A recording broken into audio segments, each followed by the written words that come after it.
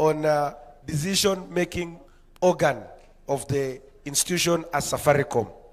You all know that you cannot put a well-performing company on and try to dilute the shares, because you know that Safaricom plays a very is a strategic investment in this country. So trying to put it on to dilute its shares, it is going to affect its performance going forward, because we are stripping off the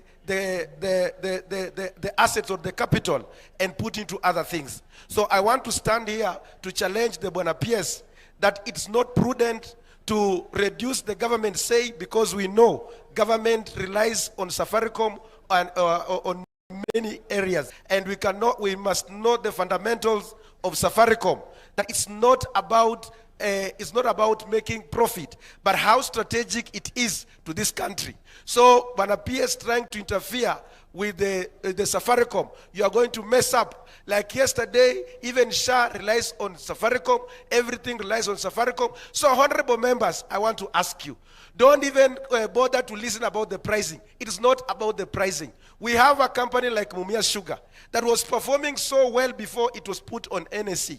But because it was put there, it interfered with the decision-making organ.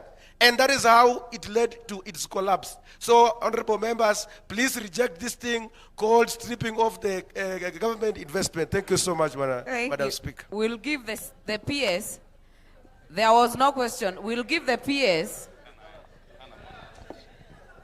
We'll give the PS to make to answer those. If you need assistance from your team, you can request for it, and Honorable KK will also respond to a few of them. Then we will take another round. I've already directed so.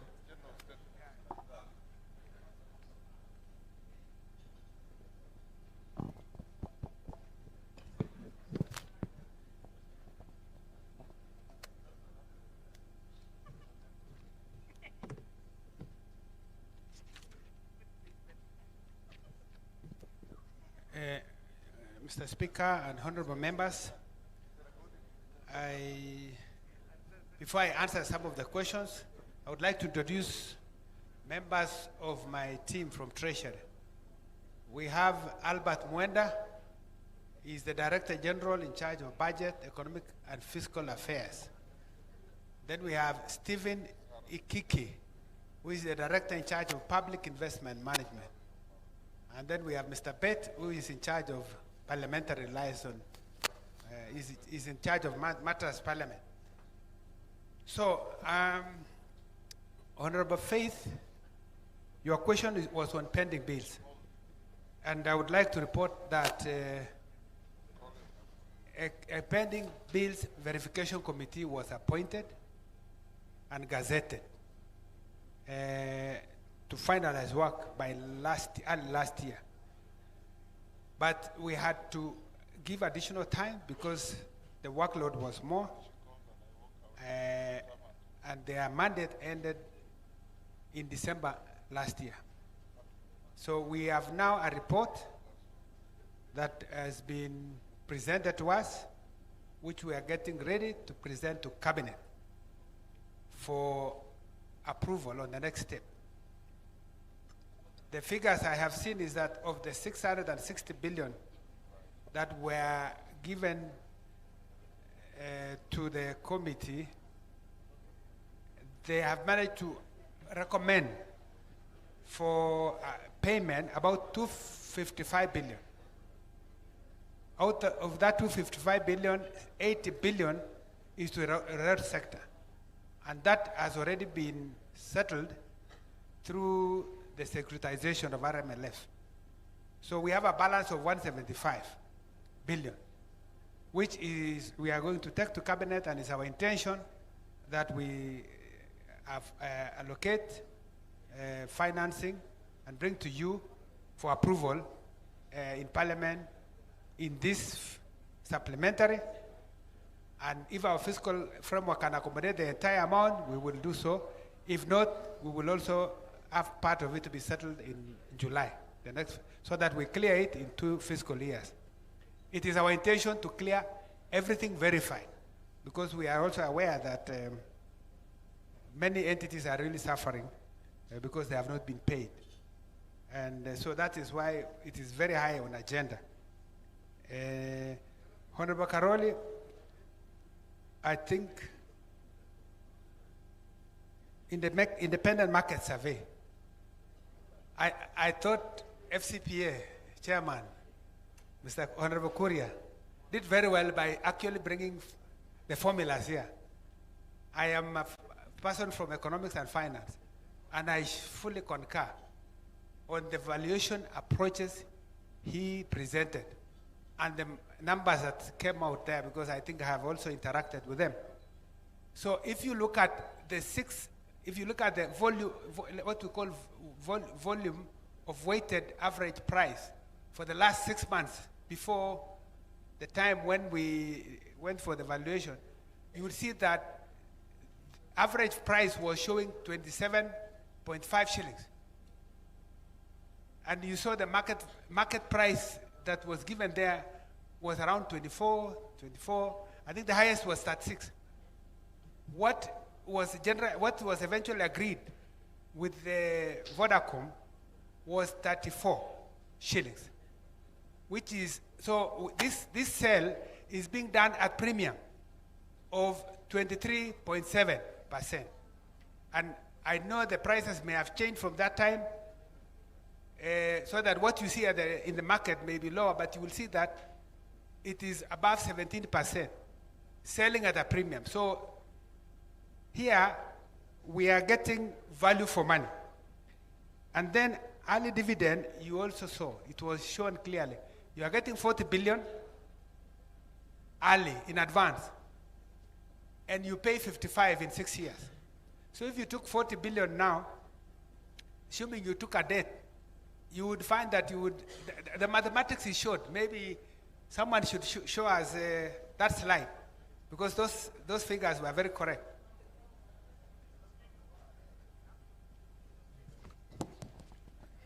Honorable Karoli, what is out of order?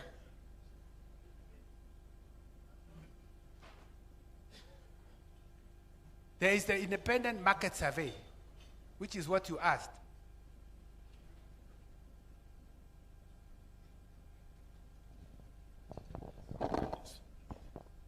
Mr. Speaker, under our Constitution, and Article 232 and Article 10, there are principles of public finance management.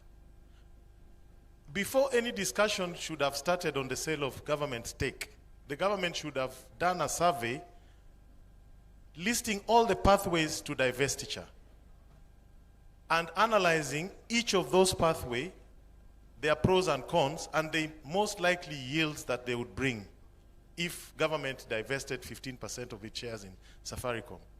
What we have here is an exclusive arrangement.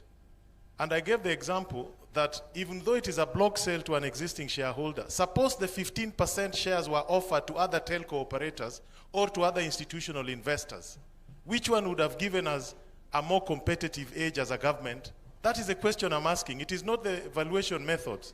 I understand those. I'm not interested in the valuation methods.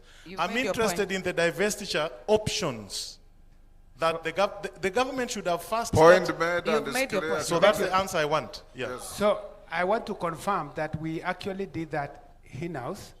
By the time we made this decision to go for a premium and giving to Vodacom, we had done that. Because if we offered to the public, most likely we would be selling at a discount, not at a premium. And that is what we worked out. If we want to market and give to the rest of the 25%, we would be selling at a discount. So discount means we would be even lower than 24.5. It will be at a lower value of 24.5. But here, we have negotiated for the best price, 34 shillings, which is 24% higher. And you can prove us wrong by telling us that we would be selling it at a premium to the public, to the other shareholders. Yeah, we can do that in our in-house, because I have the director there, he's taking note. Honorable Basil, you also asked the same thing on 40 billion. And I think we were given here that presentation that was here, which showed that 40 billion is good because you would be getting a price of, borrowing at 5.6%, as opposed to the price, which would be at around 11%, if you were to get the same money from the market. Let's say you do a sovereign bond. And if you do market, what we call present value of that 40 billion, it would be 29 billion. Compared to 40, you would be getting, you see, you are getting a net present value of 10.6 billion. So whichever way you look at it, this is a good offer. And we carefully looked at it. And these mathematics showing here are clear. The cash flow shows that 40 billion today we take, and then we will pay 55 billion in 6 years. So the implied cost of funds would be that you would pay only 5.6%. But the market survey, if you look at it, if you are to compare with what is in the sovereign yield, you would be paying 11.3%. So which one is better? We are getting a better deal. 5.6 is better than 11.3%.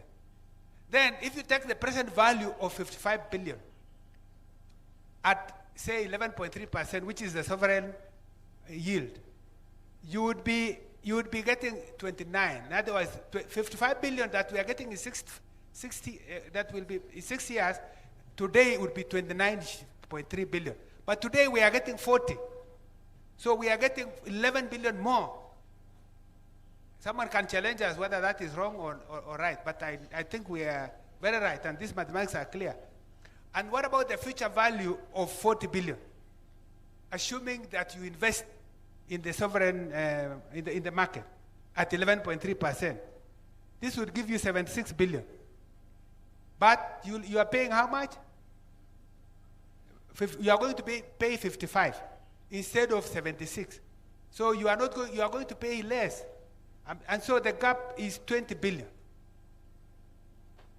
The facts speak for themselves. Numbers are stubborn.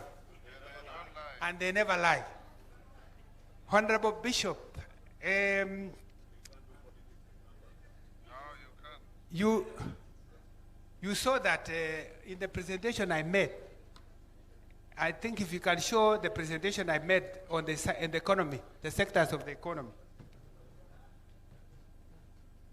It was just the second slide.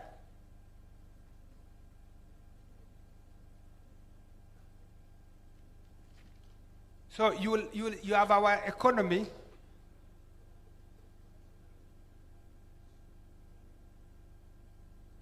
I don't know if it's shown. Can you show it? But the point is, our economy is diversified, and there is no one economy that we rely on. If there's a shock, we would really suffer. We would not suffer because it is diversified. Most of it are services, most of it is agriculture, and we don't have minerals. If you look at this, agriculture is 22.5%. Then transport is 12.7%. Real estate, 8.4%. Financial services, 7.9%. Wholesale, look at construction. In fact, what we would say in minerals, which other countries like Nigeria, like South Africa, and even Egypt have, we don't have. And yet, we have done well in those areas.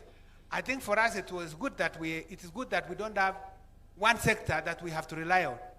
South Africa, if you go to the next slide, if you look at Nigeria, Nigeria used to be #1 economy in Africa for many years. But where is it now? It is #4 because it lost a lot when it came to prices of oil going down. And because it's heavily dependent on oil, its GDP has shrunk. For us, because it's diversified, we have done well. Now, go back again to the next slide, the previous slide. We are doing a lot to also focus on the minerals and general natural resources. And the incentives we have given in the last 3 years are beginning to show, to bear fruit. We have supported the Ministry of Mining with one-off budget 2 years, I think 2024-25, we gave them about 2.6 billion, and you approved in Parliament, to be able to invest in a number of important areas like lab testing, in recruitment of technical staff. Look at this report that shows which sectors grew in 2025 fastest. This is mining. If you look at there, mining in that quarter, in the third quarter, grew by 11, I don't know whether you can see that number, 16.9. And the previous quarter, it was 15.3, which shows that the work we are doing on mining and quarrying is beginning to bear fruit. And we know that we have a lot of deposits. In fact, if you go to Kwale and many other areas, there's a lot that we can have. So we could be able to expand our GDP by focusing more on this. But my point is, we don't have one economy that if a shock came, we would suffer. And this is why we pride ourselves that we are a resilient economy. Anytime a shock comes, we are able to recover. We bounce back quickly. And Honorable Sunkuli, on the equalization fund, I think maybe I can arrange to give a proper report on this so that you see, because it also comes to you for approval. But our equalization fund board is managing these funds, and we normally, what you vote, we are able to prioritize. But we know that it's been lagging behind. But I'll give a proper report on this. So, which one will go first? We are working, the initial plan was that since you passed the GOE bill, we would set up the infrastructure fund through the Companies Act. And that does not take long. And we would expect that we'll come back to Parliament. Once you you approve the fund, we still bring to you to approve. And we would then have an account at the central bank to deposit and only use it on the projects that you have approved. We know that we are doing public participation, and we are amenable to also better proposals on this item, and therefore it's a matter that we can also quickly work around it to make sure that we address any matter before the time frame that is there. And this is something we are doing in concurrence. So we'll do further consultation quickly and see how to address this matter. Honorable Kamene, I think I would need to get the facts on this issue of Portland, unless Mr. Ikiki, you have any facts now. I would agree, I would request that I come back to you on the appropriate questions on this. Honorable Wamutende, pending bills I think I have answered. And on the issue of whether we should delay payment of VAT, we cannot do that because the laws that this House enacts are the ones that the citizens use. So KRA has no legal power to suspend payment of VAT until pending bills are paid. Unfortunately, we have to operate. What we are doing now is to work very hard to avoid further accumulation of pending bills. And you saw we have demonstrated this in the last few years. The last year, June, the last fiscal year, 24-25, we managed to pay all pending bills. I mean, we gave all the exchequer requirements, 100%. We paid CDF, we paid counties, we paid everyone, and we did not have any carryovers to this fiscal year. So far, we have made a lot of progress, and I think if you check with most MDAs, they have received their exchequer, including Parliament. If there are any delays, there may be just few, but I give you assurance we are going to be paying. And we are working hard to make sure by June this year, we will also settle all exchequer requirements that are supposed to be issued based on the budget that you have approved. So we have, and then we have gone to accrual accounting. Yes, Majority Leader.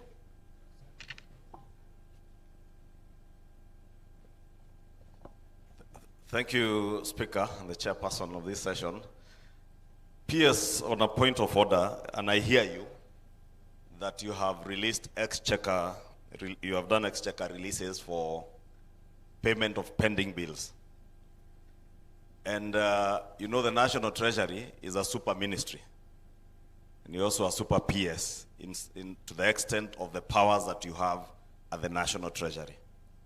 You also know that our laws obligate accounting officers in ministries and MDAs to ensure that pending bills are the first charge to the exchequer. And I think that is where we are going wrong. Because you are releasing money to ministries and MDAs, but because of corrupt practices in those ministries and MDAs, accounting officers are not settling pending bills. And that is the bottom line. And I'll tell you, because I spoke here on Tuesday, and I pleaded with these members to offer meaningful oversight over the executive. Because when you release money, for instance, to pay pending bills,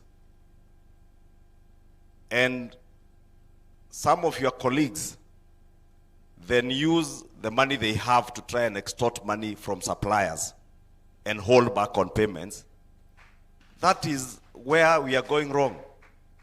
And you have an opportunity, and I want to challenge you as a PS in charge of the National Treasury, that before further release of expenditure, exchequer to MDAs, you must ensure then that those MDAs first have settled pending bills.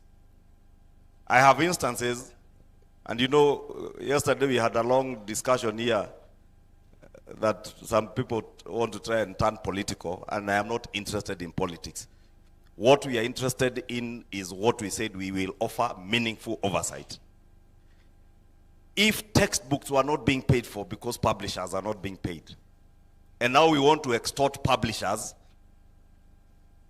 and I want you to speak to some of the agencies that are dealing with some of these issues, PS, because there's a lot of extortion rings hanging around ministries with some of your accounting officers, and I think it is only you from the National Treasury who can enforce the law, that you will not release any further exchequer to ministries that are not settling pending bills.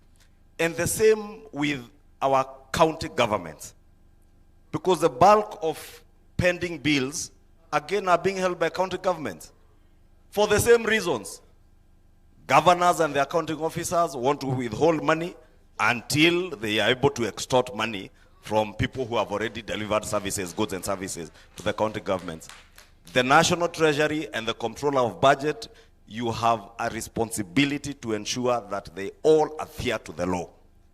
If pending bills are the first charge to the exchequer, so be it. And it is only you from where you sit and the Cabinet Secretary in the National Treasury, because as I said, you are super CSAs, super PSAs, because of the powers that reside in the National Treasury, to ensure that that is enforced. Otherwise, we will continue with these suckers. Faith guitars about the same pending bills, every other member you hear. And it's because many of the people they represent come to them asking me, oh, help me to get this payment here and there. But these members have no way of getting help. And it's those extortion rings that you must crack and break up, Honorable PS. Thank you. Now that I have that opportunity, Chair, if I could just use that to supplement one question. In relation to what Honorable Karoli Omondi was asking, there could have been other alternative proposals or pathways for the partial divestiture of Safaricom, as Honorable Karoli says. And maybe this is an opportunity you would tell Kenya or Kenyans and the world, if there is anybody with an alternative pathway that can deliver a higher value, are you opposed to it or would you welcome it? The same way, if those who are using other market valuations that are not the conventional economic models that we have been shown by our very intelligent chair of finance, and this is actual real intellect now, leave alone the other street intellect that you hear out there. But even that street intellect, if they have a different model that is not known, that can value the share to the 45 and 50 shillings they are telling us, would you be welcoming it? Yes, I would want to answer your question that as National Treasury, we would welcome any option that would enable Kenyans to get a better value to what we have managed to get through ceding the 15% to Vodacom. So that I confirm, and we are willing to accept anything better. Now, to answer your question, Majority Leader, I want to say two things. One is that we have a circular to all accounting officers that any pending bills that you did not settle the previous year, they become first charge in the budget that Parliament has approved. And that we expect that, like in the last financial year, we do not expect. May I finish so that I can give the Let members? us indulge this, the PS just for a minute, just conclude. That's number one. Number two is that we have instituted reforms as Treasury to deal with any accounting officer who misapplies funds we have released and then uses it to pay what they did not submit to us as evidence of requiring payment. So we call it twinning. So if you ask for exchequer, you cannot ask for exchequer without showing which items or which contractor. And once we pay, there is no way an accounting officer can pay. If they do that, please give us the evidence and we will take appropriate action. And I think it's not even Treasury who should do it, because that would now be like an issue also of Parliament that should ask why they are flouting the rules. It is not possible that once we release, you can go and misapply. It used to happen before, but not now. So I want to give that assurance. And I think I have answered that question. So, Honorable Shinyali, can I proceed, Honorable Speaker? Okay.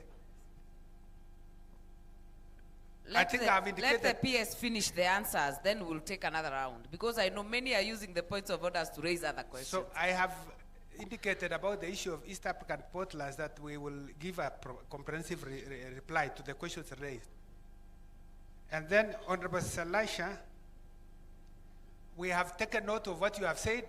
I think we have nothing to say as Treasury. All we ask is to say whatever we have presented to Parliament, we are seeking for Parliament to approve. And for the public, where public consultation is going on, we are seeking that the public supports this proposal that we have given. But we will go with what Parliament decides. I think I have finished. Honorable KK, kindly make your responses, then we will take another round of questions. Thank you very much, Session Chair. I'll just take a few minutes. So on the issue of the existing shareholding, and I think PS tried to explain this, and I want to just explain that a bit further. Vodacom has been a shareholder of Safaricom since its inception. So when you want to negotiate for someone else to buy your business, you are better off negotiating with an existing shareholder who understands the business. So if you get someone else from outside and they come, there are chances that they will disrupt the entire model of this business. So Vodacom has been a partner with us since Safaricom started their operations in Kenya. On the issue was, it's a very strategic asset. Why are we selling it? I want to ask members to think like this. The only thing that is changing is a percentage of shareholding. Nothing else stops happening. And there are concerns like this that were raised during the public participation saying Safaricom holds a lot of data. So what happens when this data is now held by a private entity? Airtel, for example, is a completely foreign-owned company that does the same business. All these other entities that operate in Kenya, including most of the major banks, are international banks that are international in terms of, that are foreign in terms of shareholding. That does not stop them from following our laws and for example, whether it is our data protection laws, whether it is all the rules and laws of Kenya. So the changing in shareholding does not change in any way the operation of this particular entity. And then lastly, as you may recall, on the elections, yes, this was also raised, and one of the members have texted me that question here. We rely on Safaricom for sure, and rely on Safaricom on relaying of election results.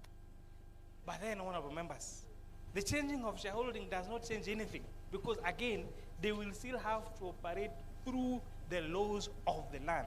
So there is no exemption you are giving that once now, because you own 20% and now you own 55%, that you have to change in terms of how you operate in the land. I think those who are my yes. I think someone answered us about preemptive rights. We did ask Safaricom PLC to provide their articles of association and the memorandum, and we actually confirmed there is nothing that gives existing shareholders what's called preemptive, yes, not preemptive, it's preemptive rights. I thank you. Thank you very much. We'll take honorable members, we only have 12 minutes.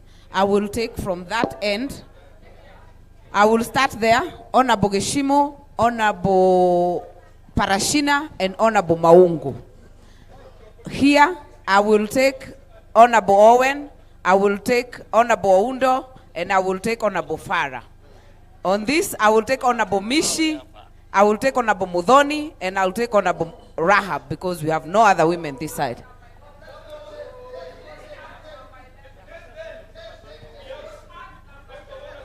Honorable Rahab.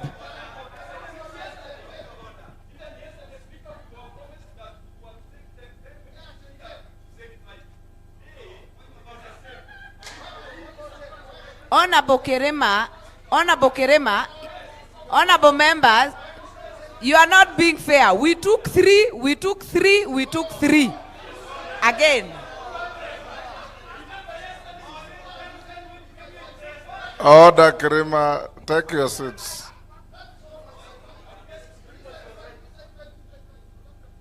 Okay. Thank you, Honorable Speaker. Just add to this round. Take another 2 there. Another 2 here. Yes. Add 2. Order, Kerema.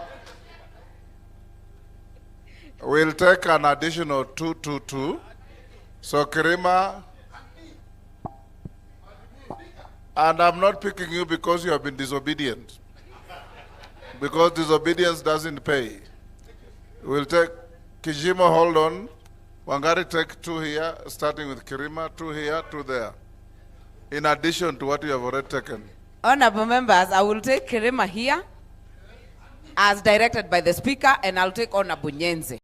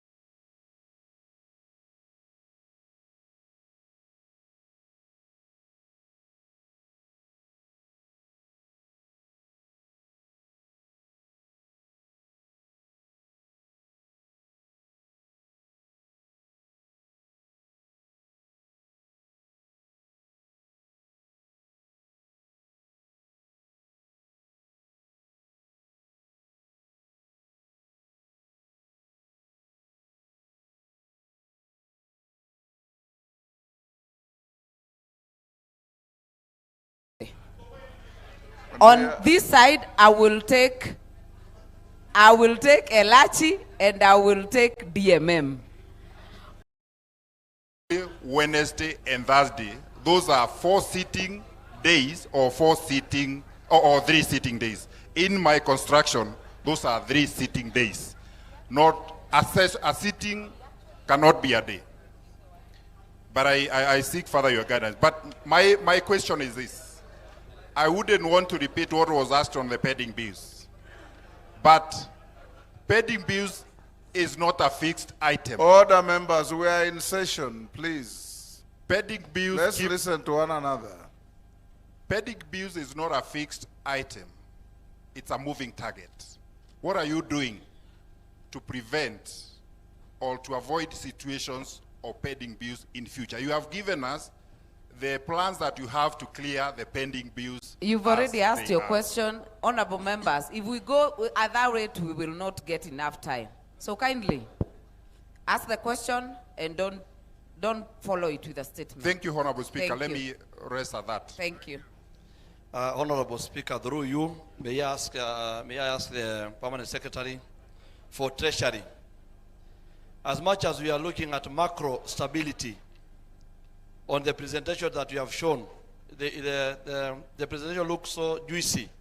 The question is, what about the economic pains that Kenyans are going through in terms of when you talk about the sovereign wealth fund that you are creating and the program that we have introduced? I have not been able to see the physical intervention that you have given out that will be able to sort out issue to do with unemployment, issue to do with the food, like the food basket we have talked about. In 2023, a kilo of unga was going out for 77.4. 2025, you showed is 77.9. So I was like to see if there was a difference in terms of what you are introducing. So in the cost of living, wage stagnation, unemployment. Point made, Parashina. Yield the floor to somebody else. Yeah. You've made your point. Thank you, Mr. Speaker. Next. Okay. Thank you, Mr. Speaker, sir. It's not you. Thank you. You will come much later. Maungu. Thank you, Mr. Speaker. But PS, I will wish to say that from where I sit, I actually support the diversity program that taken by government a bid to liquidate some of the investments we have. But I have a challenge on another front. As a PS in charge of Treasury, you are the custodian of all government resources. And as the ML has said, you reign supreme because of the position you hold. Are you aware that some of the state departments that you finance for various programs as budgeted under this house actually change what has actually been approved? A case in point, State Department for Education. Yesterday we had the Minister for Education here, and as a member of the Committee of Education, last year we had a budget towards infrastructure of public schools across the country, both primary, secondary, and that was actually captured in the Appropriation Act. But what was paid is not what is actually available on the government documents, that is the parliament documents.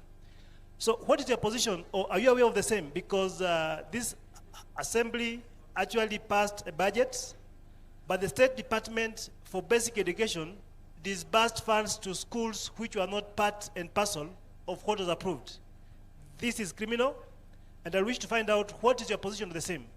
Thank you. Very well. Honorable Kirima. Thank you, Honorable Speaker. Through you, Honorable Speaker, I am asking the PS as pertains to the funds we are supposed to realize from the sale of the shares of Safaricom. Safaricom, the shares are owned by the government on behalf of taxpayers. And when we talk of taxpayers, we are talking of all Kenyans, wherever they are. And on behalf of my constituency, I'm asking this. I don't mind how much they are going to cost or how valuable it is going to be. But now after the sale, since we have seen before the sale of shares of Kenya Commercial Bank, which was a public entity, Kenya Airways, and many others. When the sales of those entities was realized, it was taken to consolidated fund. This one is going to go to the infrastructure fund, as we are going to tailor it as the same as affordable housing. Now, since it's going to go to the infrastructure fund, and every Kenyan is a contributor or a owner of these shares, how are we going to benefit, especially the people of my constituency, when it goes to the infrastructure fund, and it happens that the infrastructures, the roads, which are going to be built, none of them is going to go to my constituency. Is it possible to, my question, just speaker, is this, is it possible to have equitable distribution of the sale, maybe half of it, if it's 240 billion, we have 500 million per constituency, and then the balance can go to the government, so that at least every shareholder can feel that he used to own and he has gained out of the sale of these shares. Thank you, Mr. Speaker. Very well, Nyenze. Thank you. Thank you, Speaker. My question is on the opportunity cost of selling the 15% government Safaricom shares. My concern is the loss of dividends, because we will no longer be getting these dividends, which has been a source of income. So how much dividends were we getting compared to what we'll be getting? And since we are investing in infrastructure, how many years will it take before we start getting these benefits? And then there's also reduced strategic influence after we sell, because we'll have only 20% retained and 2 board seats. Don't you think that this will affect the company's future directions, since the number of board members will be reduced? Thank you. Thank you, Honorable Owen. Thank you, Speaker. I just want to say this. It's 15 years, PS, since the Equalization Fund, which is set in Article 204, actually a constitutional fund. And this Equalization Fund, 15 years now, my questions are, has the objective of the Equalization Fund been met? Because money has been disbursed. And if you go back to those areas which were meant to receive that money, you actually see no difference. I read that there is an Equalization Fund board, that advisory board that manages this fund. But have they done an M&E to see the impact? Otherwise, is this like a slush fund that is just actually used by people? It's just a fund that is resources of the government that are being wasted, or is it actually meeting that? And what would be your, if you would have a problem of bringing that fund to Parliament and set up a board, same as NGCDF, so that we actually have a clear structure? Sometimes I ask myself, who do I ask about Equalization Fund for my constituency or my county? Some of the money goes to the county government, some of it goes to the national government through the county commissioner. And there is a lot of unexplainable work within this area. PS, please. Point made. Let us know what this Equalization Fund has done for the country up to this level. Aundo. Thank you, Speaker. Thank you, PS. I just want to put to you, PS, that in one of your presentations, you have spoken about merging state corporation from 42 to 20. You want to dissolve 25 corporations, and you want to win off 13 professional bodies from the exchequer. In respect of the merger and dissolution, you have not given us any timelines, because these timelines are important, because these state corporations have members of staff, have obligations, have everything. We need to be very clear to avoid a situation of causing anxiety and causing probably delay or failure to deliver on their mandate. Speaker, I would want to refrain from commenting on Safaricom shares, the divestiture for now, because I'll have my time on the floor of the House. But as we do so, it is important that we put into mind a few issues. First of all, there are Capital Market Authority regulations on how to deal with divestiture. There is, of course, the IVS 2025. Then there are IFRS 13. So that's where the debate will have to be. But as I conclude, we have always said, us, the valuers, the best market sentiment is to place the asset on the market, let people go and auction and determine the true intrinsic value from the eye of the purchaser and from also on the position of the seller. Thank you, Speaker. Member for Wajir West. Thank you, Mr. Speaker. And Madam Chair, my question goes to the Chair of Finance. And my question is, and even the PS, what we are selling today as Kenyans, the shares 15%, is through the hard work of some Kenyans called dealers, who started with Safaricom from inception, invested a lot of money, and exactly the value today you are valuing your 15% is through the hard work of those Kenyans. And in this aspect of all structure, they are not there, and with the history with Vodacom, wherever they have acquired shares in other world, they weed off or they weed off the dealers. What are we doing as Kenyans to protect 5 million workers who are working for those dealers and the dealers who have invested all along up to date? Thank you. To make this. Number two, I have the second question, Madam Speaker, is about we said one question, Farah. And you made it too long, even that one question. E-procurement. As we, today, we have done 6 months of the budget, and all departments of this country have not done any procurement for developmental budget because of e-procurement. What is the government doing to ease that problem? Thank you. Thank you, Elachi.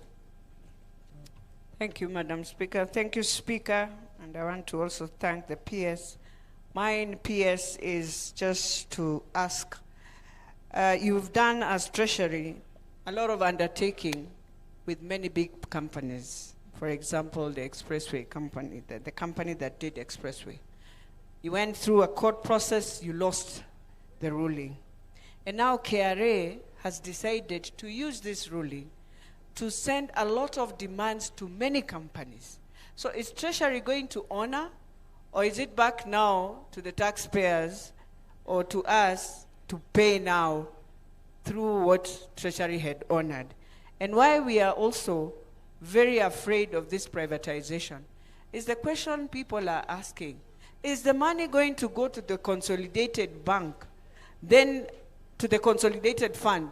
Then you are able to trace and audit that the money came in and went to the project, and we are able to see. And is Parliament going to really oversight this infrastructure fund? Thank you, DMM. Thank you, Honorable Speaker. PS, Dr. Hold KIPTOO. on, Honorable Nyamai, what is out of order?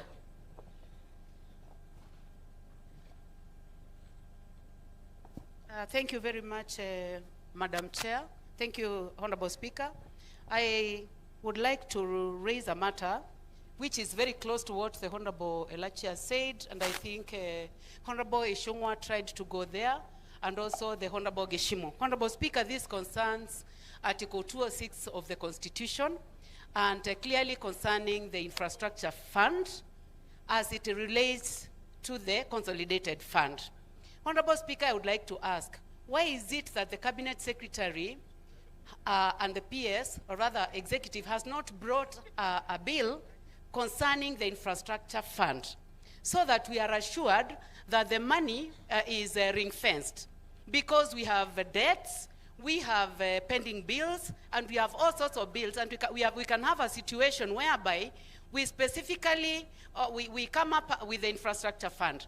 But because of pressing interest, the money goes to other places. Honorable Rachel, you've made your point, and you've asked thank you very the much, same Madam questions Chair. that has been asked. Honorable DMM.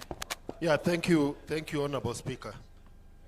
PS, Dr. KIPTOO, you've painted a very good picture about the macroeconomics. The foreign reserves, the rate of inflation, the sixth largest economy, the exchange rate. But on the other hand, the ordinary Kenyan, their verdict of the performance of the economy is speaking very differently. Look at the number of Kenyans who are registered on SHA versus those who are contributing. And you see a very big challenge in terms of contribution to SHA. Look at the education sector and the number of households that could not take their children to grade 10 just last week. Look at the number of households that are reaching out to special programs for food. When are we going to connect this gain at the macroeconomic level to the microeconomic level at the household level, so Kenyans can enjoy this lossy picture that we are painting up here? Thank you. We are talking about the future, sovereign wealth and infrastructure funds. But Kenyans are asking, why are we not talking about our life now? Thank you very much. Mishi? Thank you. Thank you, Honorable Speaker. Honorable Speaker, my question is on state corporation, but I just want to be very specific, and I need some clarity from our Principal Secretary. We have heard about the merging of some state corporation, and I'm just talking about Kenya Fishing Industries Corporation, KFIC. This corporation is really assisting those regions where we do fishing. In fact, it is very instrumental. It is linking the fishing industry and the fishermen together with the government. And right now, they have done so many projects. In fact, right now, they are building a 25-ton vessel for the fishermen, our BMUs. Now we are hearing that it's either going to be dissolved or it's going to be merged with a certain state corporation. We don't know which one. And we are asking if it's going to be dissolved or rather being merged, what will happen to these all activities they are doing for our fishermen, our BMU, and the fishing industry at large. I'm asking that because we are really worried as people from the areas where fishing is done, the Nyanza region, the Coast region, in fact, the other regions within the country. The other one is Coast Development Authority. This is the only state corporation within the Coast region, the CDA, and what we are hearing is that it's going to be closed. They have done quite a number of some projects, and they have done also so many proposals, including Mwache Dam, which is now being done by the government, but it came from CDA, the Coast Development Authority. And there's so many other projects in terms of schools, in terms of boreholes and others. And now if it's going to be closed, what will happen to the workers, to the staffs, that is, to those projects which they have started? Are they going to be stalled projects, or are they going to be taken to those other state entities which are going to be merged with? So what will happen? And also, can we have the list of those state corporations which are going to be merged, and they are merged with which other entities, so that we can be clear and we can know what will be the implications. Thank you, Honorable Speaker. Thank you, Honorable Mudhoni. Thank you. Thank you, Madam Speaker. Madam Speaker, my question is directed to the PS. And I want to thank him for the very educative and insightful presentation that he has made today. But Madam Speaker, I want to speak on behalf of the pensioners of this country. Madam Speaker, I want to ask the PS.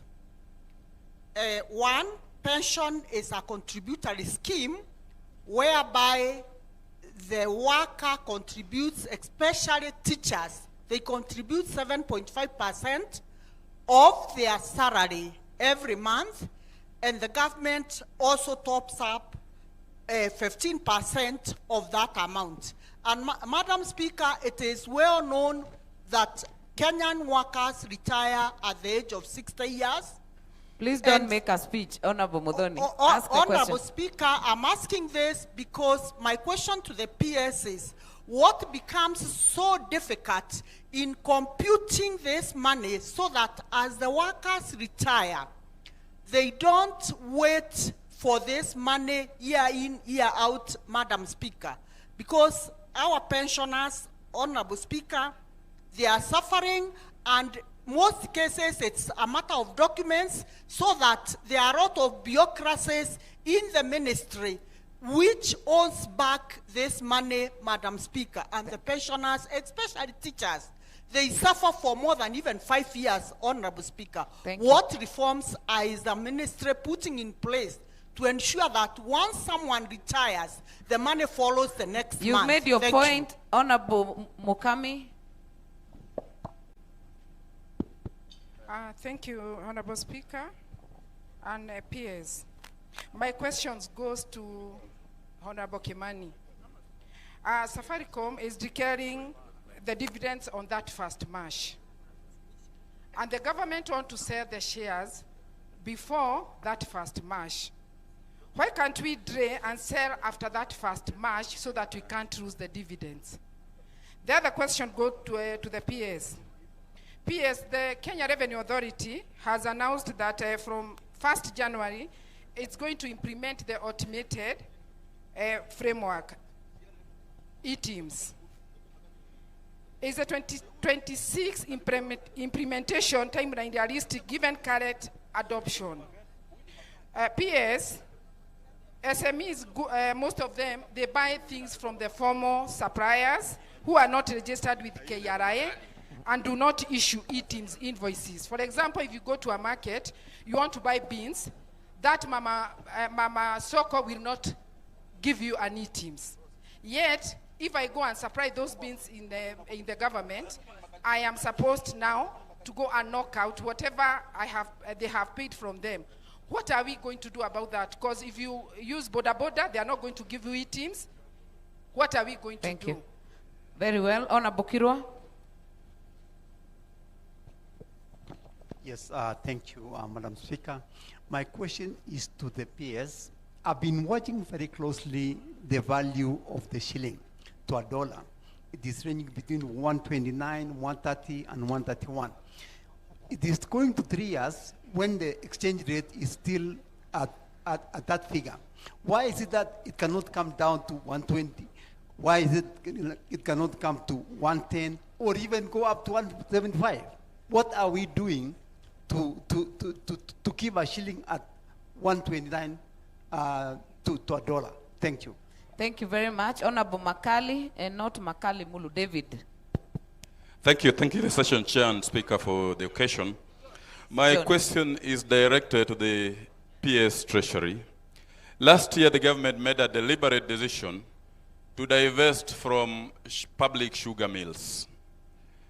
At the time of divesting from the public sugar mills to list them out, there were arrears due to farmers, due to employees, and due to retirees. We thank the government for taking a step to pay some arrears due to the farmers. But we still have arrears that are due to farmers. And we still have arrears due to employees who are employed in the public sugar mills. Right now, as we speak, Bwana CS, and I want to speak specifically for Nzoia Sugar, there are arrears of 63 million shillings due to farmers. And there are 1.5 billion shillings due to employees. Some of those employees have now been rendered redundant. They are owed 22 months salary arrears. They have children to go to school, they have households to meet. And right now, as we speak, PS, all the employees of Nzoia Sugar are on the streets demonstrating and picketing, demanding their salary arrears and even retirees. We want to know from the PS, when are these arrears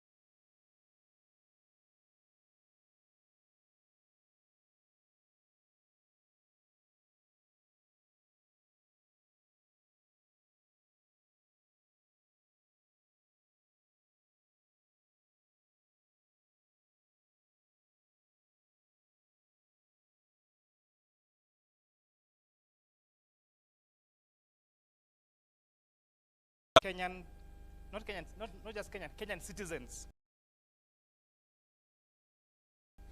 That is requiring that Kenyan citizens be additional directors in the company.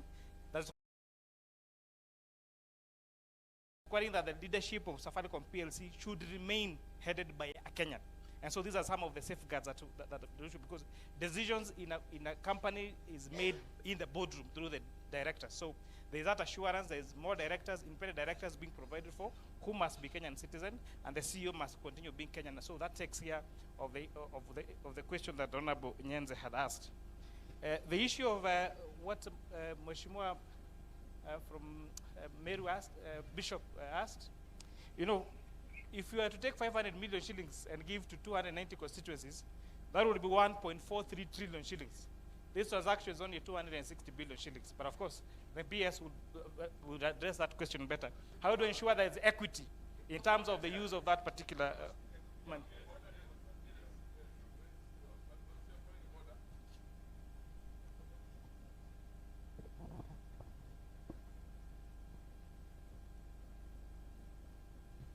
Point of order, through Speaker. The chairman is misleading us. He's not giving us the truth as it is, because if it's 290 billion, you divide by constituencies which are there, that is 291 constituencies. It will be 291 billion. So if you divide by 500, it will be 145 billion. Then the balance can go to the government. As simple as that. Is simple, that simple mathematics? Is that mathematics in Chinese or which language? Just ordinary. Your numbers sound strange, Kirima.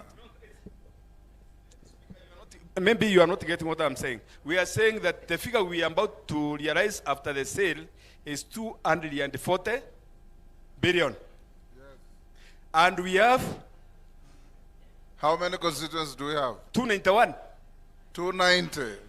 290, yes, sorry, 290. Yes. So if you take a billion per constituency, it will be if it is 291, it will be, if it will be 290, it will be 290 billion. As simple as that. Simple mathematics. Simple if you divide, if you have it divided into just 500 million, you've not made billion. Your point. Simple mathematics, strange economics. Yes. I don't want to argue on the numbers, but your numbers are completely, let me not comment. On the issue of dealers, which was a very valid matter raised, it's for a fact. Dealers of Safaricom constitute a very huge constituency. In fact, Safaricom dealers employ directly and indirectly around 3 million people. And therefore, it is absolutely important that we safeguard the interest of those particular dealers. They appeared before our committee, and one of the asks, we thought that there is a redundancy. The diversity talks about a redundancy clause of 3 years, but 3 years is not sufficient. There is also something they mentioned to us about what's called residual income, because they have invested. The Safaricom shops you see in our towns is not owned by Safaricom. It is investment of private Kenyans. And therefore, it is absolutely necessary that we safeguard that particular business. Yes, it is true. In some instances, for example, how Vodacom operates in South Africa, they do not recognize that residual income for dealers. And therefore, there is that risk. And I want to assure you that jointly with the Committee of Privatization, one of the things we are really considering is having an express clause in, that we propose into the House to make sure that there is conservation of the interests of the Safaricom dealers in this particular transaction. So at least we make sure that, you know, if it's really working, why fix it? We have 5 million Kenyans that are working in that particular business. Why would you want to close that particular business? I think that is those are the questions that were. Take him the mic. Yes. What's your point of order? You know, thank you so much, Mr. Speaker. Mr. Speaker, I think the chairman is not answering the question people are asking. And I want to put it the way it should be. The question being asked is, after this deal goes through, Kenya government will not have a shareholding of 20%. Now, when you start saying you put conditions to a shareholder who has 55%, how realistic is that? That's the question you're asking. Because you're saying you put conditions on who will be heading the institution, but your shareholding will only be 20%. That's the thing you should clarify to us. But it's been like that even. The sale of this particular share agreement between Vodacom and GOK must be done according to our laws, to our constitution and our PFM. It's not just a discussion between. It's not what Vodacom wants. It is sale of public shares, and it must be done according to our laws. And what does the PFM Act say? That this particular proposal must come to Parliament, and Parliament must give it express authority or approval. How does Parliament do that particular approval? It is through the sessional paper that was tabled by the Leader of Majority Party on 5th of December. What measures do we have as a House? Approve it as it is, reject it, or approve with amendments.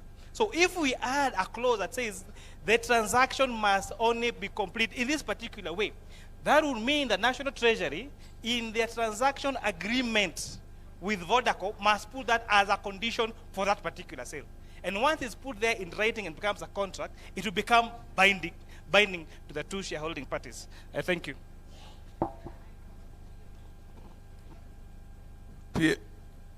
PS. Yes.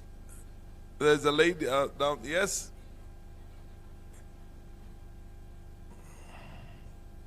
Give me this mic.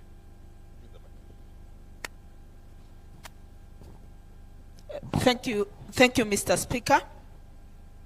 I want to speak to only two issues. Much as we hear that the economy has grown, vitu kwa ground ni tofauti.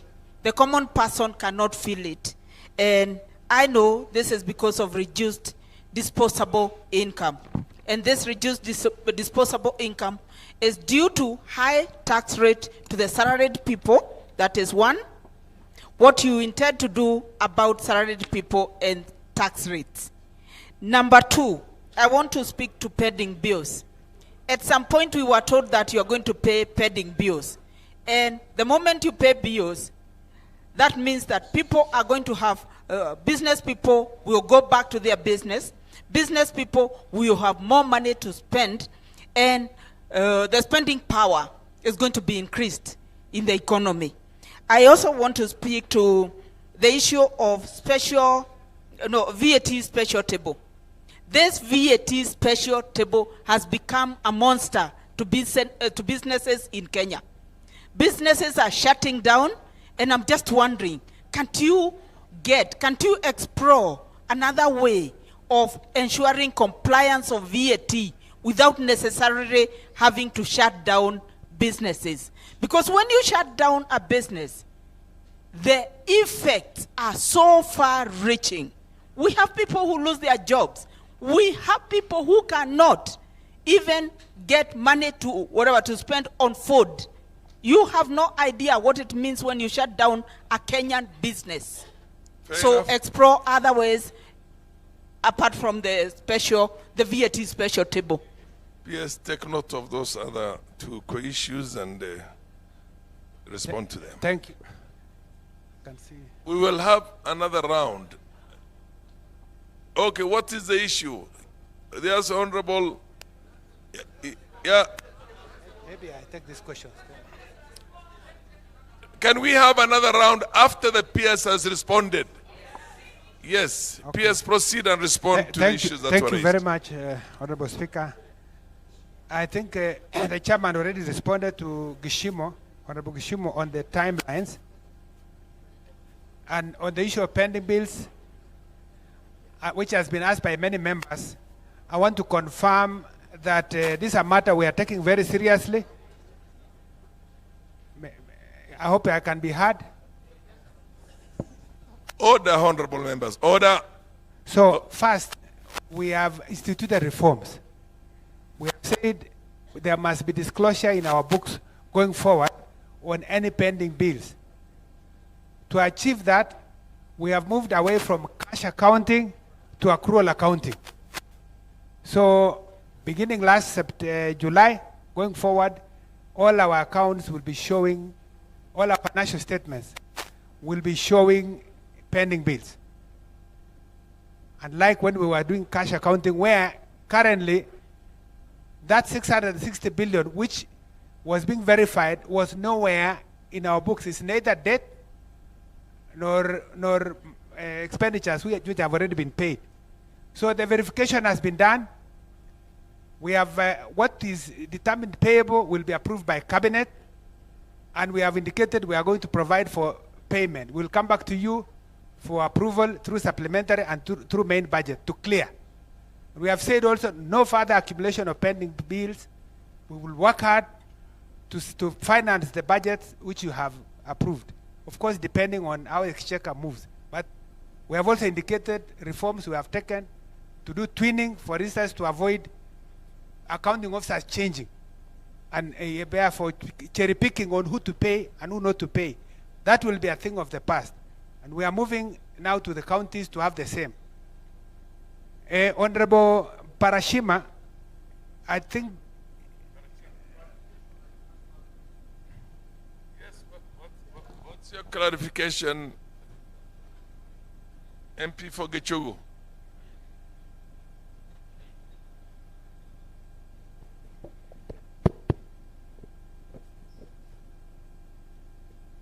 I'm just seeking a clarification. I asked, what measures are you putting in place to avoid pending bills in future? Would you consider allowing projects to proceed only when funds are available? Because what creates pending bill is that once we pass a budget, procurements proceed, but these monies may not be available eventually because either a supplementary budget may remove that money or there are no exchequer releases. Let me answer this way. Yes. I know you have said the PS Treasury and the CS has powers. I want to confirm to you that we operate within the legal framework through the PFM and all the other laws of the land. So there is no way we can act outside the legal and regulatory framework that exists. All we are doing is to do what is within our powers. And we have indicated to you the reforms we are taking. And if we are also able to improve our revenues, and this is why I spend time here to discuss about the things we need to do to raise enough revenues to finance our budget, it becomes easy. I have indicated that by December this year, we were lagging behind in terms of revenue to the tune of 136 billion. So if we were earmarked to pay that, clearly we can't pay without the revenue. So it will reflect in, but I've told you also that we are doing our best to make sure that we get money from other ways to ensure by June, at least we pay. And you will recognize that we did last year successfully. This year, successfully, we hope to be successful and going forward, together with the other measures we have indicated. So let's clear the history and work together to make sure we avoid further accumulation of pending bills, including also implementing the fast charge rule, so that you pay what was previous year from the existing budget, then we come to you for ratification of the same and maybe further amendments. If you can allow me to proceed, I can see Mheshimiwa there is really keen to. So, there will be another round. Allow the PS to finish. Honorable Parashima, I know you have indicated about the economic pain points for Kenyans. And I agree that there are those who may not feel this. But the facts are clear. We only measure cost of living through many ways. Purchasing power index, we say producer price index. There's something called GDP deflator, consumer price index. For our own situation, we use consumer price index. And I presented to you Maybe someone can help me put the same slide again so that I make my point. But I want to say this. Through the better approach, you have allocated funds to fertilizer. And we have sufficient fertilizer to wananchi. Because of that fertilizer, we have had increased food security. And so the fiscal measures have helped us to reduce food prices. Move to the next. Yeah, that one. So if you look at 1 kilogram of maize flour, maybe look at the number 3. In November 2023, you would pay 72 shillings on average. Look at it, by December this year, you would pay 69. It's an improvement of 3 shillings. That is, and I don't know how somebody can say, I did not feel. Because you don't, if you are using your money, you are using less of what you had earlier. And the same thing for the rest. Of course, addressing cost of living, and I don't want to come here and lie to say, oh, we have succeeded fully. We have made progress, but there's still a lot that is required to be done. So,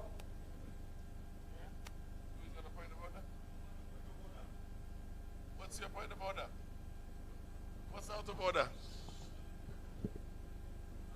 Take him, give him the mic.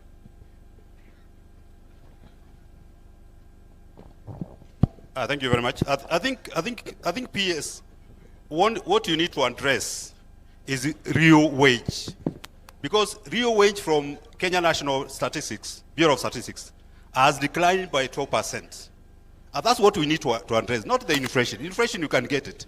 But what about the real wage? So because even if the things go down, are people able to buy them? That's the issue. What we are. I hear you. Yes. But when you talk about real wage, you are talking about people who are earning. There are people who are not necessarily earning wages. So I'm just responding to this. You know it. Mheshimiwa, you are in treasury like me, and I'm sure you are familiar with what I'm talking about. So let me move to Honorable Dick Maungu. I think it's unfortunate if anyone has changed the vote as you passed. It's very clear, PFM section 40 requires that if you have to reallocate, you must come to National Treasury and seek reallocation, then come back to Parliament. Perhaps I'll need to check about this issue of State Department for Irrigation, because I don't have the facts. But they are supposed to operate within the law. Honorable Krima.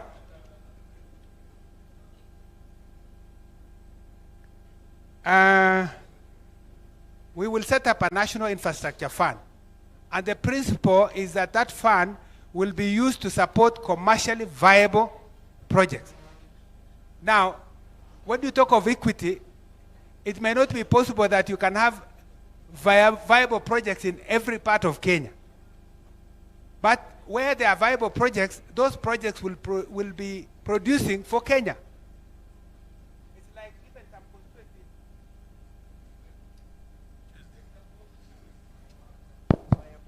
I don't think every constituency is contributing taxes in the same way. Some constituencies may have farms that are paying more, others may be paying less. But when you come to vote at the National Assembly, we still vote without providing that kind of equity. So I think the issue is that there is nothing out of order. Let him carry on. So carry on. Order, Kirima. This morning you are becoming rowdy. May I ask that I be allowed to finish? And I also wanted to say there will be deliberate efforts also through the budget to support like marginalized areas. I know people of Northeastern, for instance. Yes. Yeah, no, this does not mean we are excluding regions that don't have commercially viable projects. There will be other ways to fund. Like social dams cannot be implemented through NIF. We will have to provide budget for those social dams. It does not mean that we will stop funding social dams or those which are not commercially viable. I think it's important to take note. So let me go to Honorable Nyenze. PS, you have to be faster than you are doing. Okay. Dividends, I want to say last year we got 16 billion from Safaricom as dividends. This year we have received 9 billion, and the remaining quarter we expect to raise. And we believe that 31st March we will be able to know what will accrue to us. One thing I want to say is that Airtel is like Safaricom. It's one of those institutions dealing with telecom. But Airtel is 100% owned by Bharti Airtel Group. That's Airtel Africa. And they have had to get regulatory authority to operate without shareholding of local investors. But they are still operating in our market. I want to just say, what the chairman said is that change of shareholding does not mean Safaricom will not be subscribed to the laws of the land. Honorable Bayer, I have indicated I will provide a report on the equalization fund. And I know you want impact analysis. We'll ask our team to work on it. Honorable Ohundo, about mergers, they are continuing, and this is something that we expect that this be done within this financial year or next, and up to next financial year. Cabinet never approved that we have to send anyone home. So no employee in this merger will lose unless they are properly compensated. And no projects will be left because mergers have been undertaken. Honorable Yusuf Fari, I think the issue of dealers, there was an arrangement that for 3 years, even with this divestiture, no employee will lose their job. Kenyans will continue being in the board, including the chairman. And of course, there can be no guarantee that in the future things change, because sometimes situations change and businesses change their model based on the situation obtaining. Honorable Elachi, assurances of use of funds. There will be no funds used from the infrastructure fund that will not have been approved by Parliament. Honorable Nyamai, the issue of infrastructure fund and consolidated fund, I think we have already addressed that. Then Honorable Madenke, I think I've answered your question on the macro versus micro. Mishi Boko, I want to assure you that the mergers will not affect the projects. We will ensure that the projects that are existing continue. Madenge, what's out of order? What's out of order, Madenge?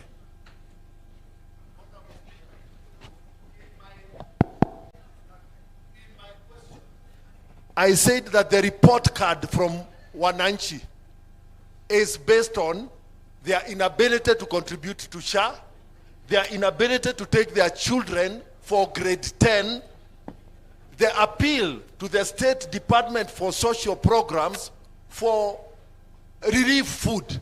None of those items, Wana PS, is on your presentation there. So you cannot tell me you have answered my question. None of the items I cited here are on that table. I think you are right. But I acknowledge in my presentation that the budget we have presented is not adequate. I acknowledge that there is not enough funding for capitation and others. So I'm not sure whether I should be able to address all this now. Honorable PS, this was my simple, straightforward. The macroeconomics are good. The consumer of the macroeconomics are the ordinary Kenyan households.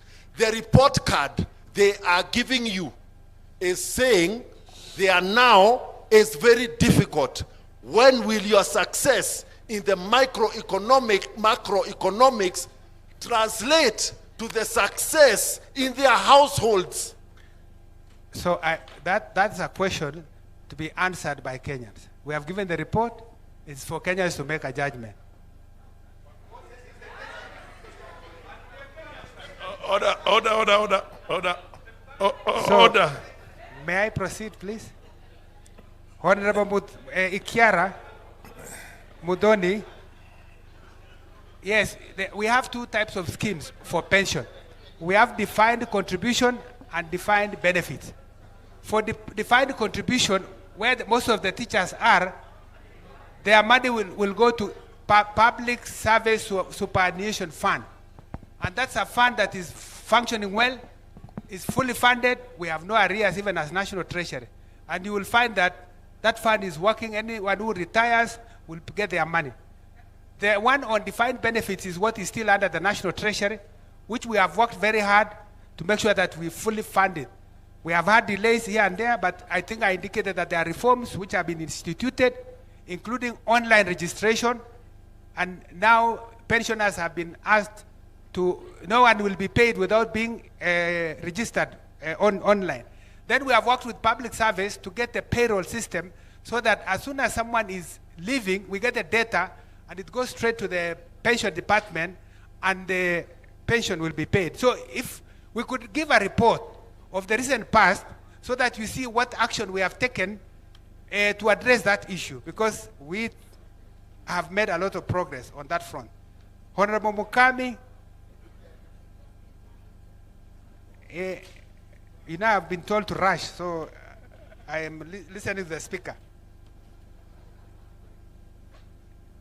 And I indicated no projects will be left, no workers will lose their jobs, even with the mergers. That is the instructions we have. So no one should be worried that they will lose their jobs because there is a merger.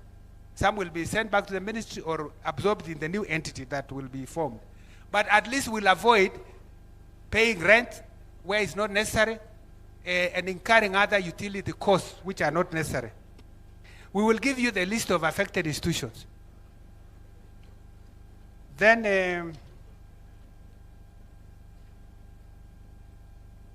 I think Honorable Mukami, that must have been a question for Chairman. Honorable Kirwa, the stable shilling. Our policy as government of Kenya is that we have a competitive, a market-determined exchange rate. Market-determined exchange rate means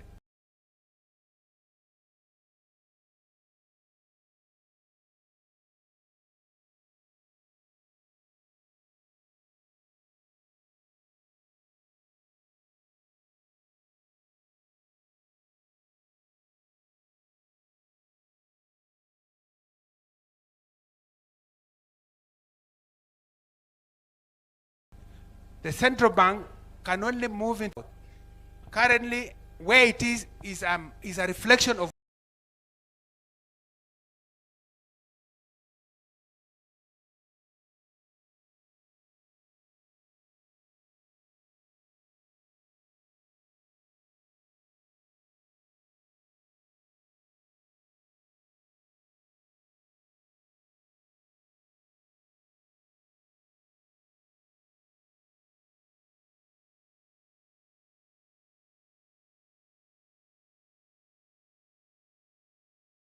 where the market is. And it's also where production of sugar has gone up.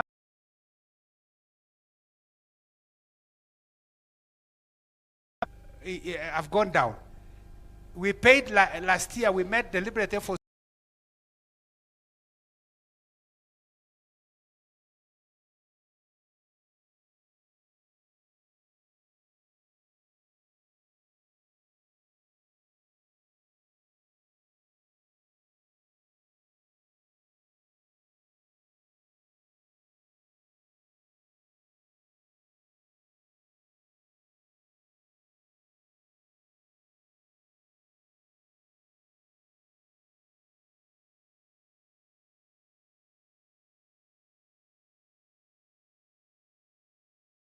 to pay, and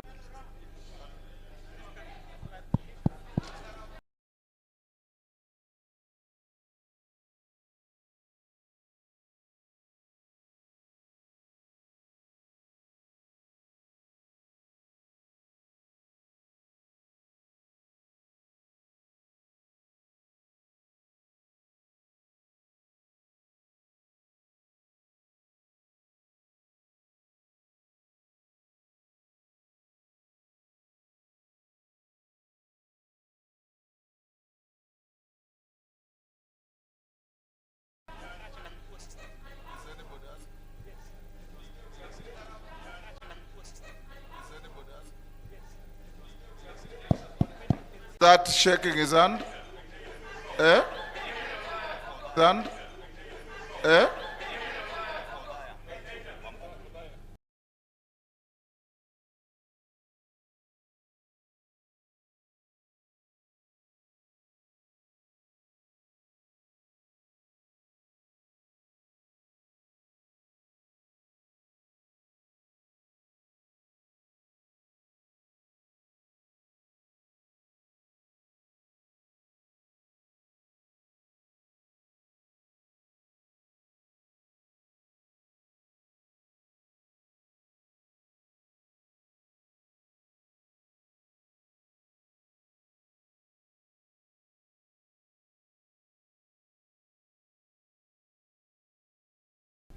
Wainaina? Revenue collection by November was at 35%. We were also informed that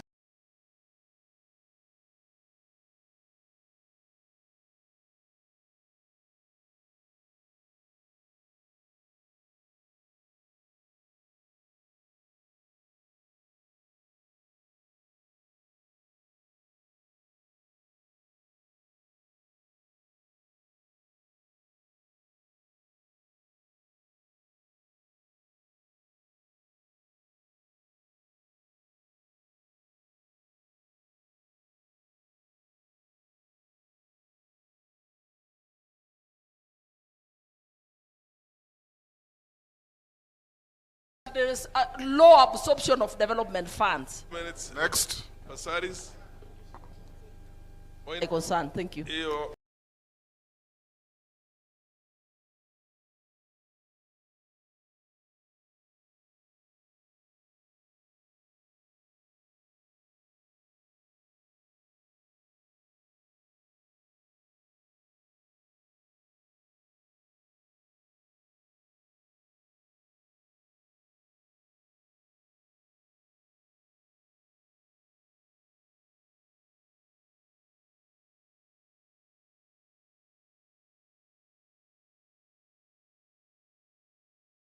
And then wait. Go to indicate the other side of KRA. When those people, when you pay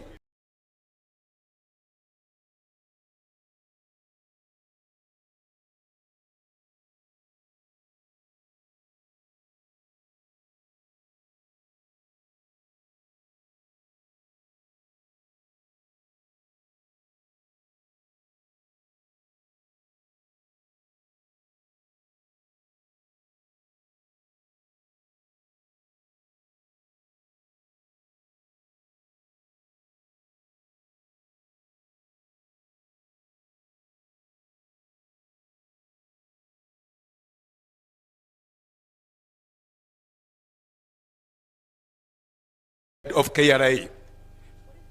When those people, when you pay police station, he was taken to KRA. And when he was taken to KRA, it was accused that that receipt is fake. But let alone, because we closed the business, they closed the business.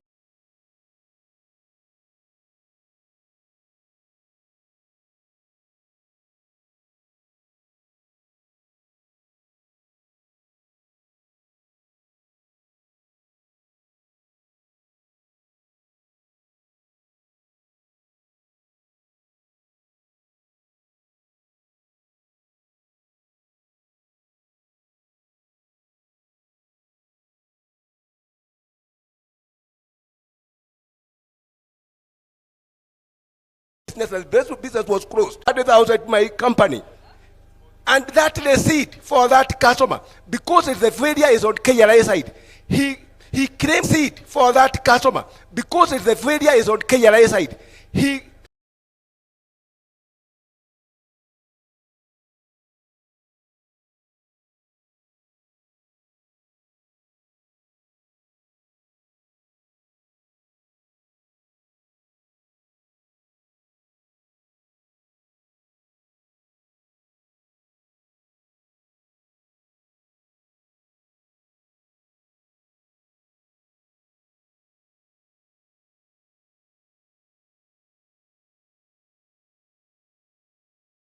He claimed VAT with that receipt. The customer, the client, claimed the VAT with that receipt.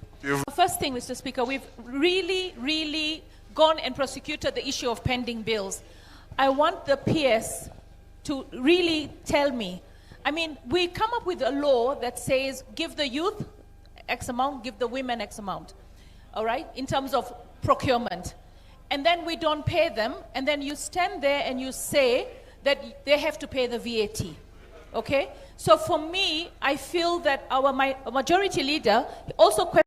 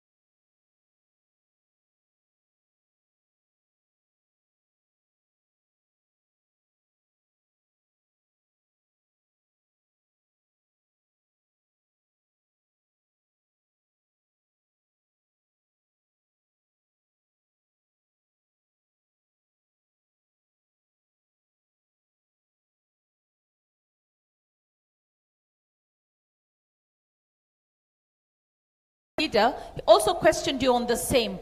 I think we need, so for me, I feel we need a law, a government law, to review the lawyers' advocates' remuneration, because this is ridiculous. It's another corruption avenue that we're not dealing with. And when it comes to your infrastructure,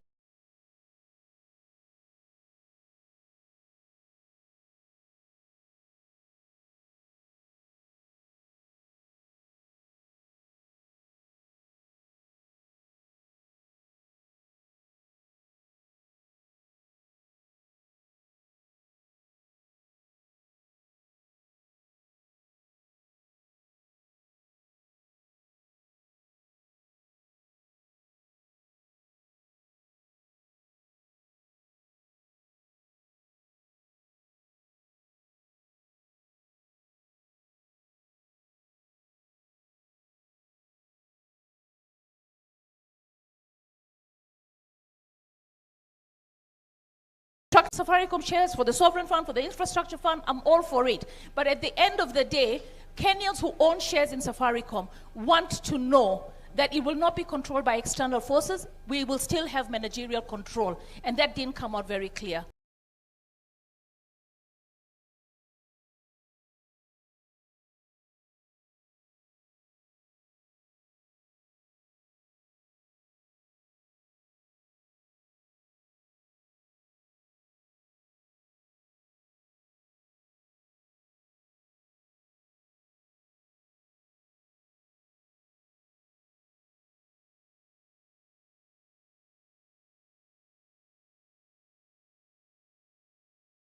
Thank you. Maingi, did you have a question or you are just... Thank you, Mr. Speaker. If you ask the using question, this just special remind him to answer your VAT question. table, Just remind special him to answer your VAT question. table. Are you going to continue shutting Kenyan businesses, or are you going to explore other ways of ensuring compliance? Well done. Thank you. Daud Wajia, the last.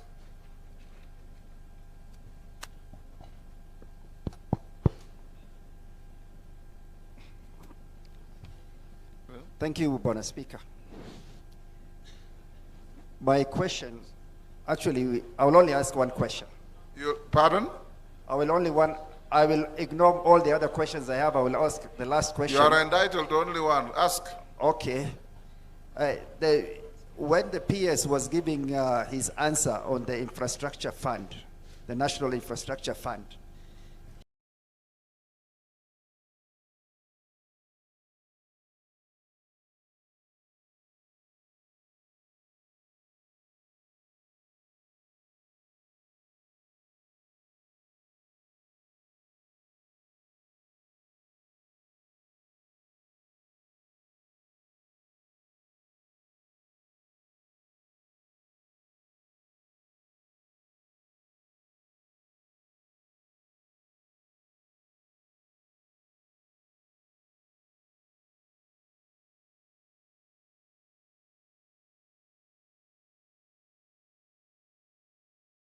was given that it is only going to be used for...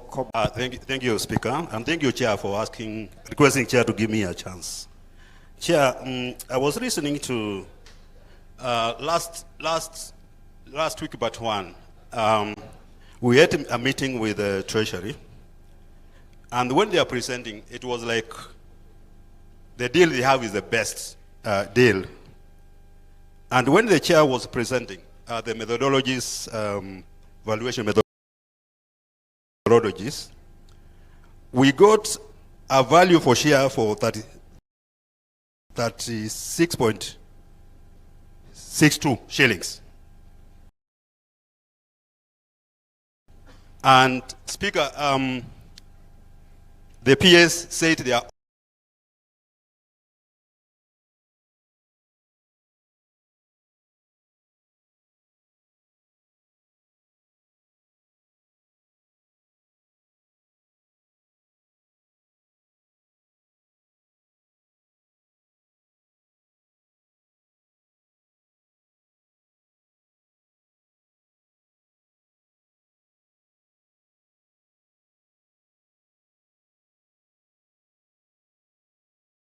option. They are open for better option. Are you going for this better option, which was, are we going to see a piece of, and if yes, when are we going to see a piece of legislation in Parliament for debate and enactment? Thank you very much. Sunguli, what is your point of order? What have you been speaking as? Mr. Speaker, my point of order is actually for your guidance, because the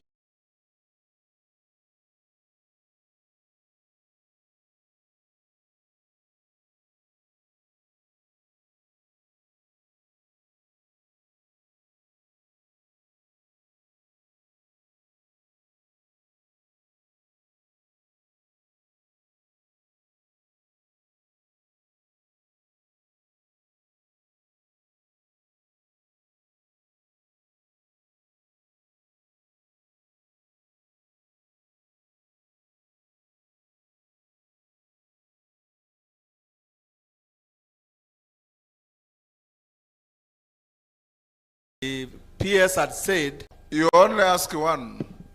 Okay, you only ask one. Okay, this is not a lecture room. Let me ask one. Yes.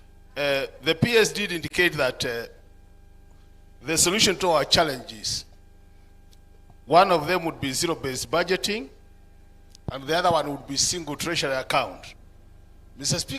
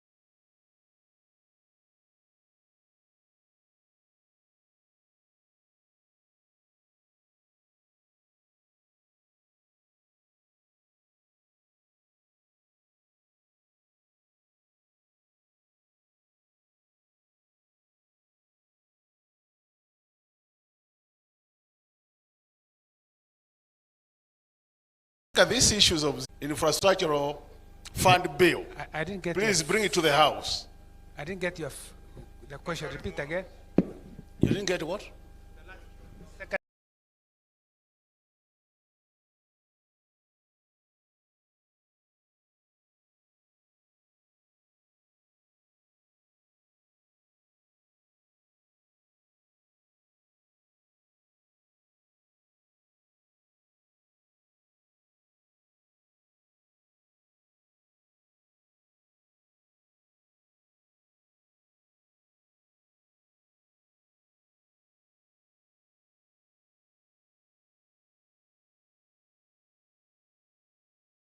Last go to expand the economy. Meanwhile, we still have to, because we are not, this money is not coming to budget, it means we have to still carry on with the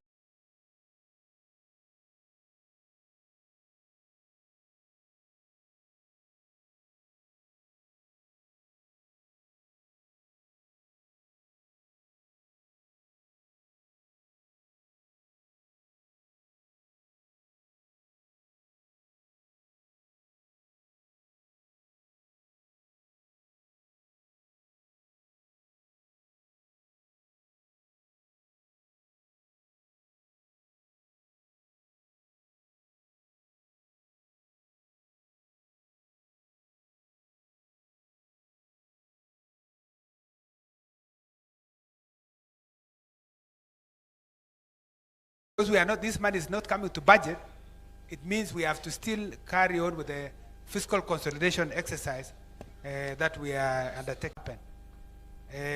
And of course, Kenyans have a right also to take action against measures which have been taken by institutions which don't comply with the law.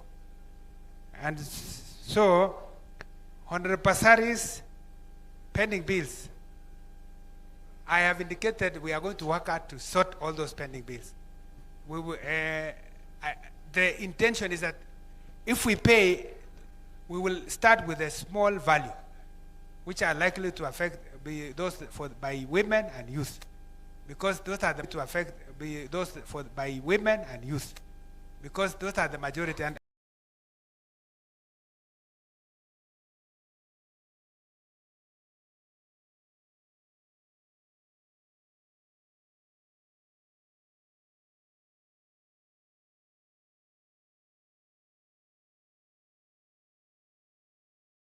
I think it was Wainaina had asked about KRA. And I think you have just said you'll find out about what happened to his case.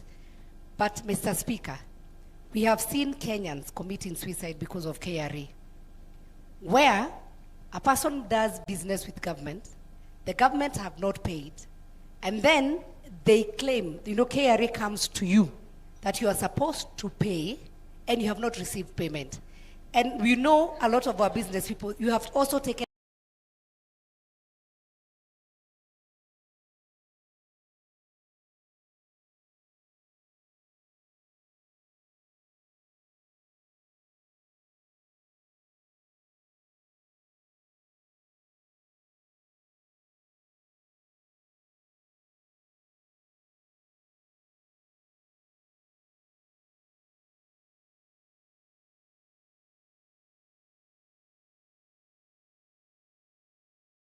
alone in the bank.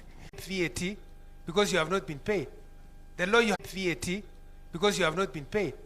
The law you have made, it's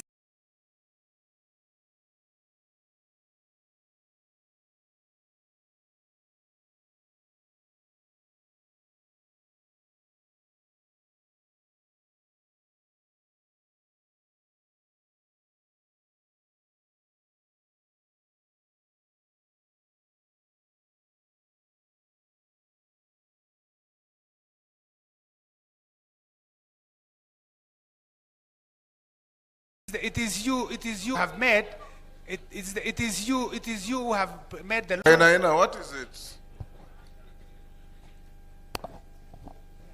Thank you, Mr. Speaker. Yes.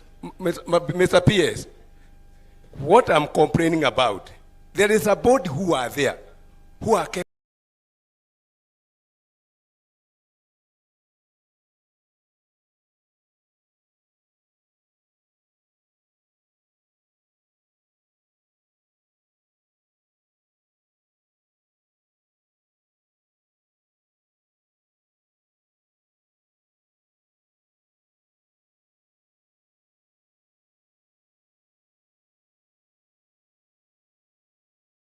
That sole problem of the client. But those people, those board, they are the one who... And Nairobi County, that came from the court. If the court rules and says so and so should be paid this much, that now is also another legal matter. Why would even our court, our judges who exist and in this Kenya, they know the financial situation of our country, make outrageous, you know, awards. I think also it needs to be done in a manner that reflects the fiscal reality. Honorable Maingi, for special VAT, I think I've indicated this. We can't. I mean, it has to. We have to operate within the legal framework. Honorable Boni, the valuation that was presented by chairman showed 24 shillings, one valuation method, another method was 24 shillings, and the one that gives us the highest is 36. So on average, that would be 36. So on average, that would give us 25.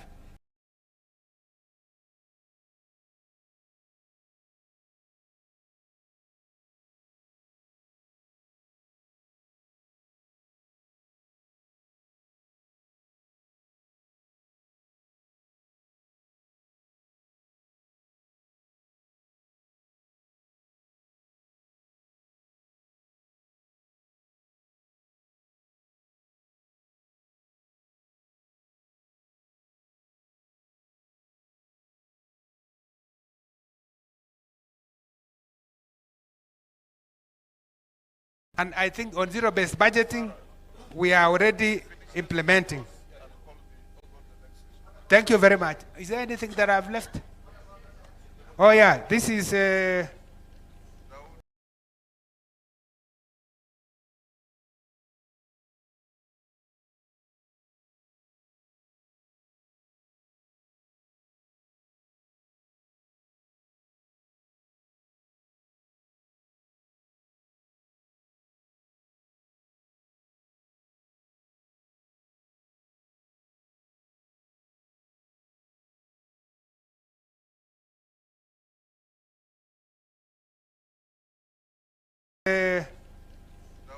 Dawood, for other regulations that will govern us even as we administer this.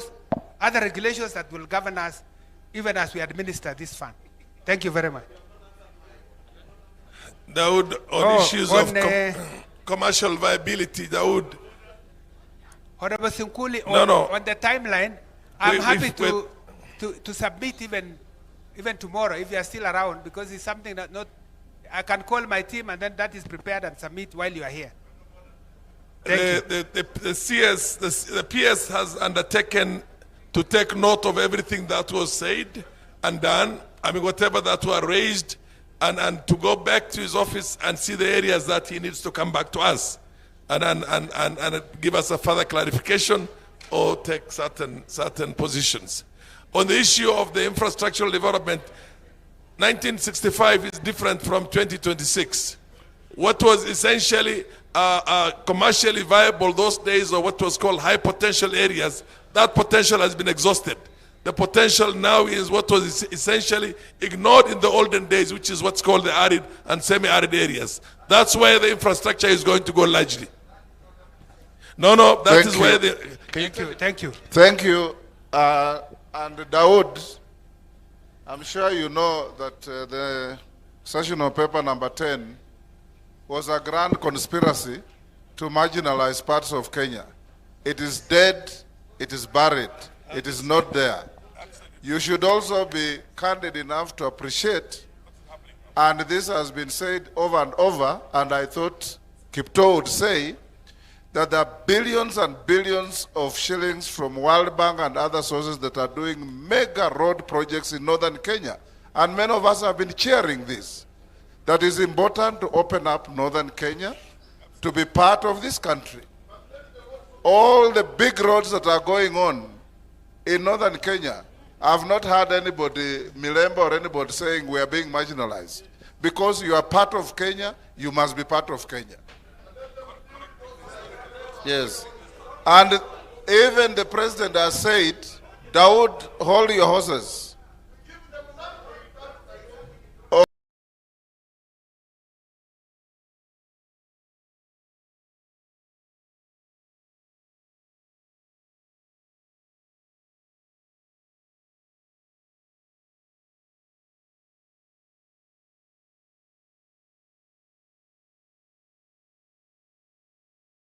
Okay, Wanjala Sahara, and I come to Northern with you, and there are